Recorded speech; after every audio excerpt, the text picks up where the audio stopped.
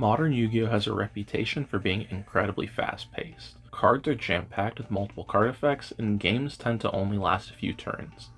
The modern combo deck is so fast today that control-based strategies struggle to keep up.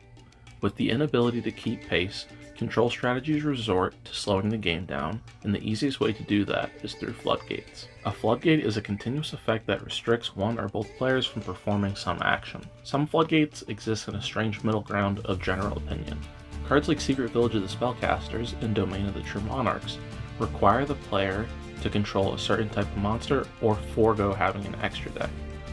In this video, we're looking at the other end of the spectrum, with 5 floodgates that are universally hated. Before we get to the list, I want to give some honorable mentions.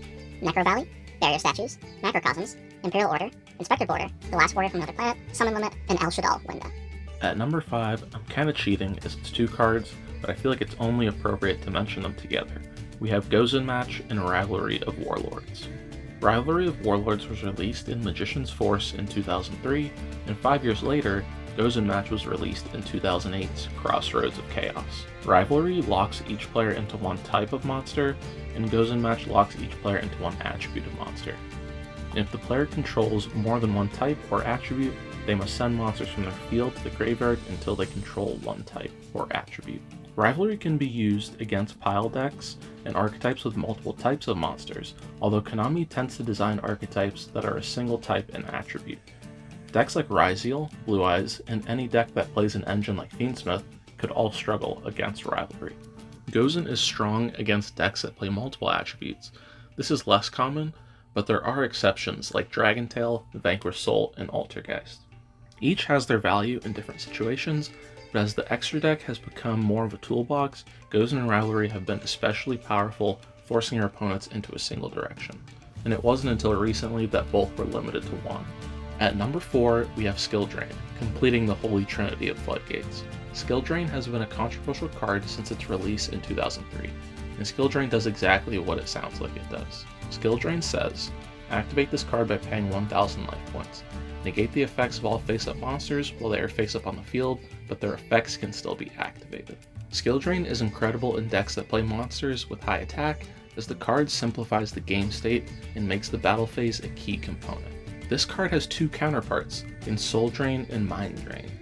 Soul Drain prevents monsters in the graveyard and banishment from activating their effects, and Mind Drain prevents monsters in the hand from activating their effects, but neither of these cards has seen much play.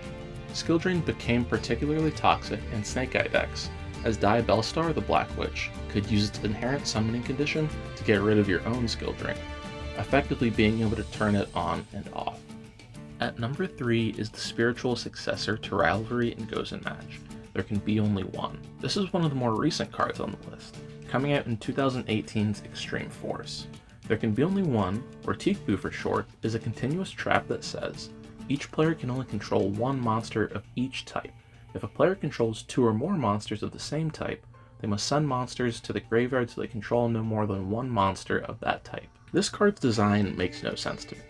As mentioned previously, Konami usually designs archetypes where all monsters have the same type, so a card like this conflicts with their own design philosophy. And like the other floodgates, Tikbu was limited, but it's still an annoying card to come up against. Number 2 is Vanitys Emptiness. Coming out in 2010's Starstrike Blast, Vanitys Emptiness is another continuous trap card that says, neither player can special summon monsters. If a card is sent from the deck or field to the graveyard, destroy this card. So this one is pretty crazy. We've jumped from only being able to summon one type or attribute to not special summoning at all. And in the TCG, we had to wait until March of 2017 for this card to be banned. Prior to that, it was limited, but it felt like your opponent would always draw it. This card has a monster counterpart in Vanitys Fiend, which also prevents both players from special summoning. But in the case of Vanitys Fiend, it requires a tribute, and you can't flip it on your opponent's turn.